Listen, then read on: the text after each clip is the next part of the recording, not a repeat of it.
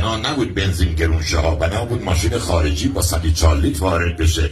یواشکی دیروزها خودتون خرید، خودتون نمیفهمید، خودتون احمقید. مردم ایران کیزن، مردم ایران دانا هستن. یه قولایی میدید یواشکی دیروز جلسه کردید بالای فلان لیترشو میدین 5000 تومان و حضرت عباس میترسید اگر نمیکردید 50000 تومان، چون با 2000 تومان هم جیب شما پر نمیشه. 550,000 میلیاردش تو بانک آینده کجا رفت؟ چرا انصاری دستگیر نمیشه؟ چرا باش برخورد نمیکنه؟ چرا یه دختر اگر لج کنه با من آخون رو سرشو برداره 12 سال میره زندان، اما انصاری بانک آینده داره یل میخوره و ول میخوره در دنیا؟ به چه دلیلی؟ به چه دلیلی دزد 175,000 میلیاردی چای دف وزراش 1 سال حبس گرفتن؟ دا آزیت خانم تو ونک تهران و میدون ونک رو سرش یه آن برداشت، همین قاضی به آزیتا 12 سال حبس داد و به اون وزیر بی‌کفایت 1 سال حبس داد. 1 سال معلوم نیست کجاست ها. یه دزدی داشتیم امسال میگفتن تو زندانه و دادگاهشو میگیریم و بخاخرش و با خانومش و خانومش قاضی و باباش آخونده ها.